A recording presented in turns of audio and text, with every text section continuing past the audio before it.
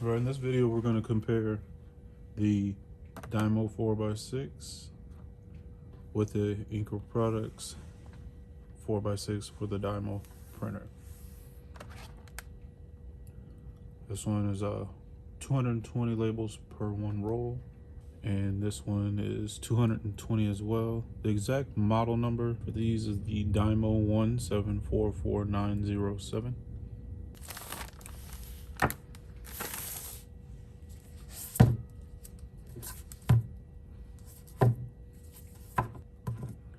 They have the same cutout that the DYMO uses for registration. All right, first up, we're going to throw the DYMO labels in.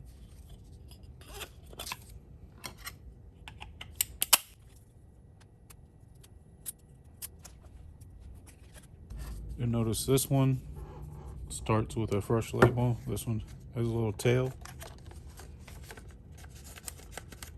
There's some stickiness here, so I'm gonna just peel it off. I don't want that getting inside the printer. All right, we have our first label loading. We'll go ahead and do a test print.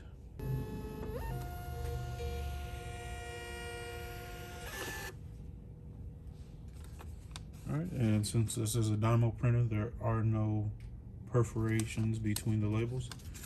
There's a blade built in. You just pull down and make use of that blade. See these lines? I believe that just means I need to clean the printer. That's not a bad look on the label itself. And they tore pretty easy.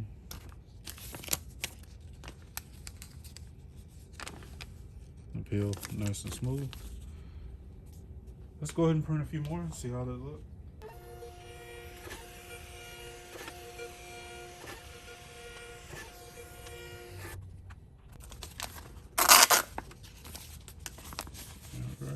Not sure what happened there. Like I said, the printer's dirty. Oh, there's some stickiness right there. So maybe I should have gotten rid of that label. There's a little bit of something there. Right here. And then you can see where the sticker was. So maybe I should have got rid of that first label.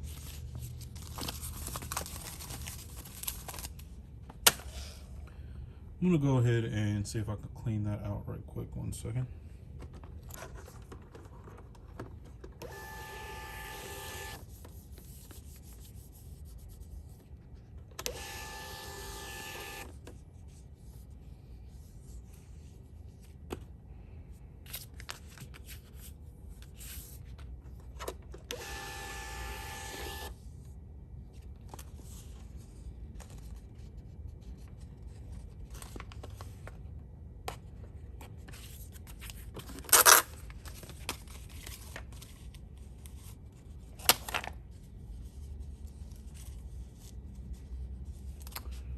Okay, so I thought it was the printer, but there's actually something on the labels.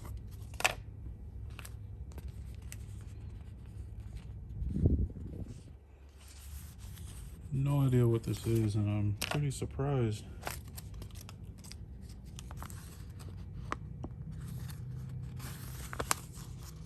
Now, I only purchased one roll for the test here, so I can't say that this is common or not, but I'm gonna go ahead and continue with the test.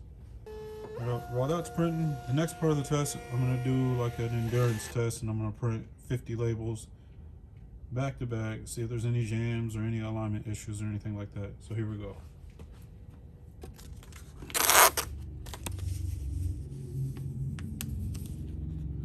Yeah, it's definitely messing up the print, which would not be okay if I was printing barcodes.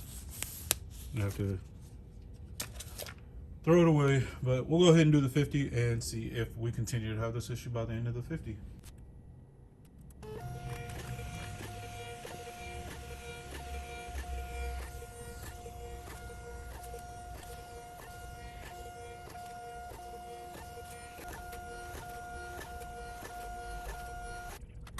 All right, now that that's done, let's Check it out. So those spots are gone. You can see it's got a good clean print all the way around.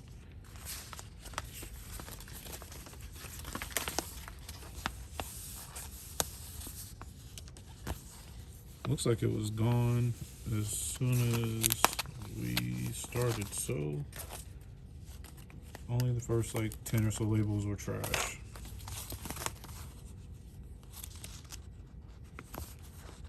Alright. Okay, we'll set those aside and we'll throw in, oh, wrong spot. We'll set those aside and we'll throw in the enKo products version of these labels and see how they do.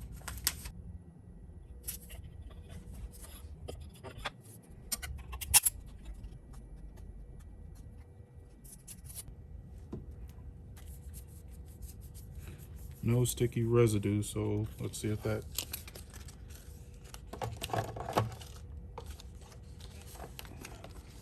no sticky residue, so let's see if that makes a difference.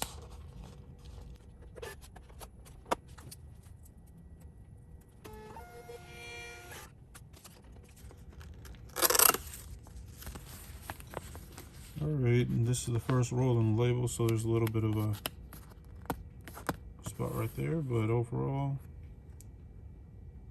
looks good. So let's see what happens.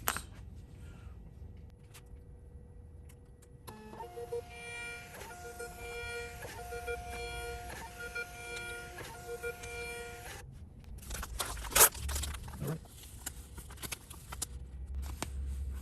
Oh, so we did have an issue with it.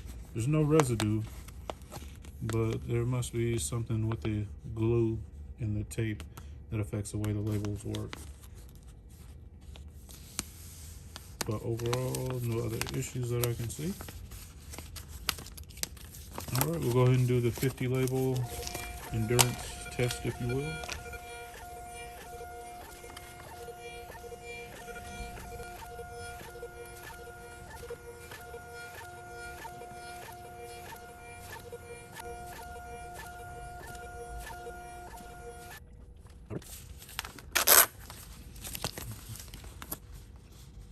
Front still looks good.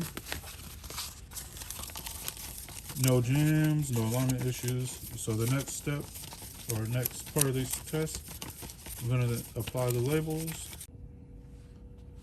Okay, so in this test, we're gonna use cardboard box, craft bubble mailer, and poly bags. We're gonna look at how easy the labels peel, apply, and how well they stick.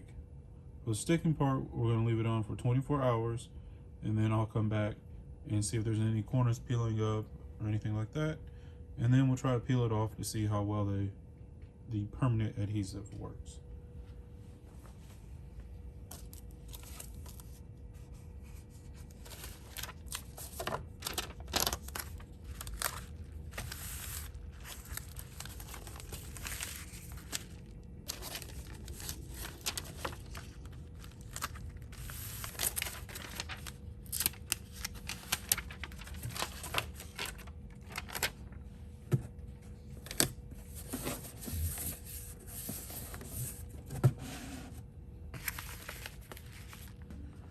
Okay, so as you can see, we have the DYMO on this side and the enKo products on this side, and they all peel the same, no difference that I can see. And we're gonna just leave it like this for 24 hours, come back like I said, and wrap this comparison up. All right, it's been about 24 hours. Let's get a close look and see how they look. No peeling, no issues.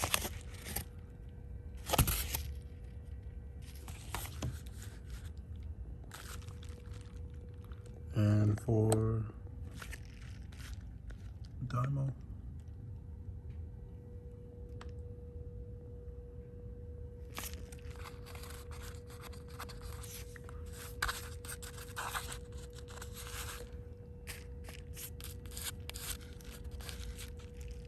there's a little bit on that one. That might have been my fault. All right, see no visible difference between the two after 24 hours. No issues with either. Next, we're going to look at some situations where the durability will be tested. Some high temperature, we put some boiling water in a bowl and set that on there, simulate like a coffee or a soup. Then we're going to rub it on the ground as if it's gotten thrown around or dragged around with the label facing the ground, and a little bit of water on it to simulate if it was rain. Now, considering thermal labels change color at much higher temperatures than boiling water, and this water was just boiled in a kettle, I don't expect anything here, so we're just gonna leave it here for a few seconds. Pick it up. If we notice anything, I'll put it back down to see the extent of what's gonna happen. Otherwise, we'll move on to the next test. All right. Nothing that I can see. Pretty consistent. I'll take this one.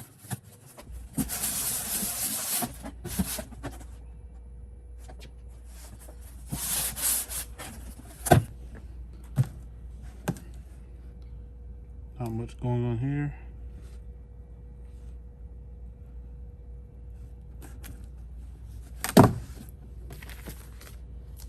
More water test.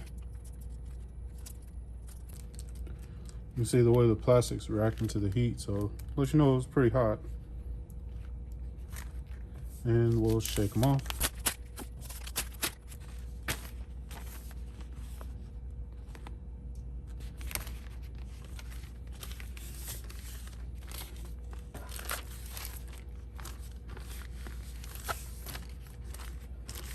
I got them pretty wet too. I don't see any issues with either one. Just let those sit there. There's one other thing we'll check out, and that's the adhesion. So let's start with a cardboard box.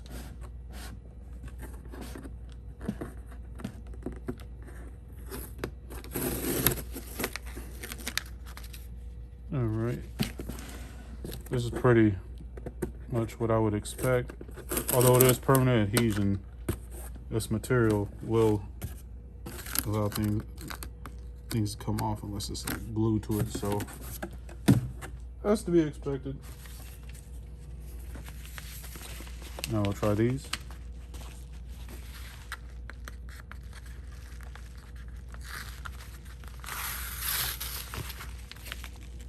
All right.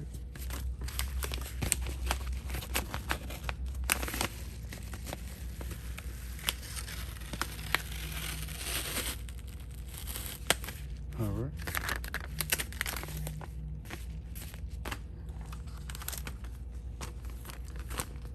And remember, this one's already been wet, so this test might be flawed. But yeah, it's not coming off.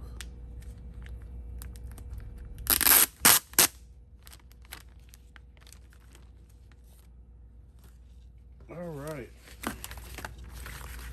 I will say I'm surprised that so much of this came off without peeling the paper with it. And I'm a little surprised to see how much of this came off before it tore or without tearing. But it was wet and this is plastic, so that might have altered things a bit. All right, so this wraps up these tests and the comparison. If there's anything you would like to see, or if there's anything you'd like to see done differently, please let us know in the comments. Otherwise, we'll see you in the next one.